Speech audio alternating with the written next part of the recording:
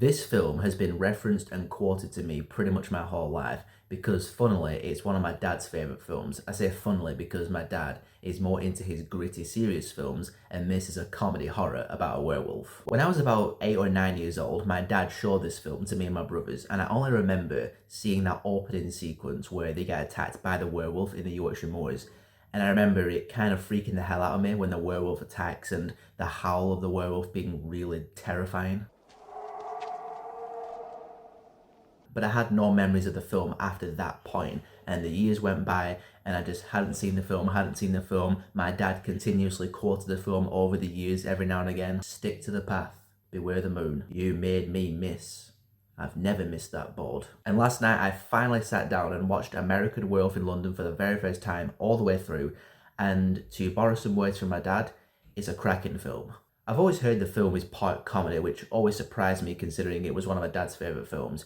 And yeah, it's a comedy horror, surprisingly, and it's a really good balance of both of those things because it's more of a comedy in that the characters have really witty dialogue, and it's the witty dialogue that makes the characters feel believable and genuine, and thus it just makes the whole film feel a bit more human. I see this a lot in classic genre films like classic horror films where the characters just feel a little bit more down to earth and a little bit more believable because their dialogue just feels a bit more laid back and a bit more loose instead of contrived, generic and cliched. The film's plot doesn't feel cliched either because David is told by the vision of Jack, his best friend who was killed by the werewolf, that he's going to become the next werewolf.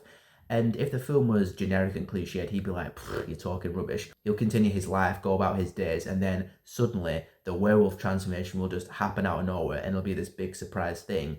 Whereas instead, David is anticipating it, he's worried if it'll actually happen or not, and he's sitting around just waiting for it to take place, and then it finally takes place, and he's like, oh my god, it's actually happening. And I was thinking a little bit about the film's runtime. It's only an hour and a half long, and there was a part of me that wished it was a tiny bit longer just to flesh out some things a little bit more, no pun intended with flesh and mutilation. But in thinking about it, I think the runtime actually works for the film's sense of urgency, because David becomes the werewolf, mutilates 6 people, and he immediately is just overwhelmed with guilt. And it makes sense that when the first werewolf transformation takes place, that they figure out a way to put a stop to it as soon as humanly possible. And even with that short runtime, there are still a couple of scenes where David shows immense guilt and remorse for his actions. When he first learns about the mutilations, he immediately puts 2 and 2 together and goes to a copper and tries to get himself arrested for the crime. And then that scene in the phone box where he's on the phone to his family back in America, talking to, I think it's his little sister,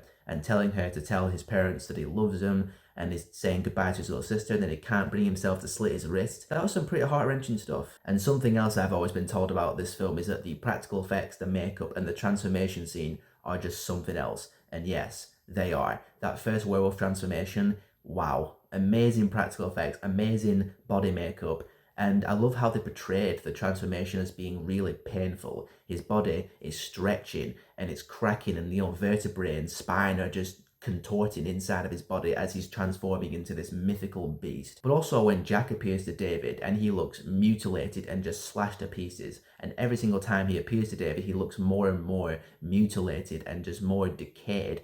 Those makeup effects are extremely great as well. This is the first film that won the inaugural Best Makeup Effects at the Oscars, and extremely deservedly so. American Werewolf in London is probably the best werewolf film I've ever seen, and I don't see another werewolf film coming along anytime soon that tops it. The mixture of comedy and horror is great. I love the time period of the 80s. London is really atmospheric.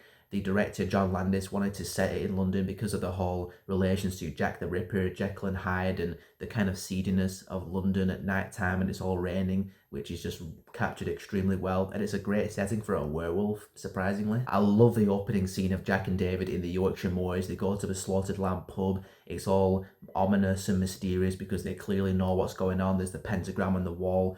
I love that kind of folklore aspect of the Slaughtered Lamb and that community when they're hiding the werewolf secret. I don't live that far away from Yorkshire, so it was just really cool to see Yorkshire and Yorkshire people in a big film like this. And the climax of the film is wild when he turns into the werewolf in that porno cinema and he leaps out the doors, bites off that inspector's head, and then all the traffic starts crashing in Piccadilly Circus and it's just chaos, and that guy gets his head squished by the car, flings out the top deck of the double-decker bus.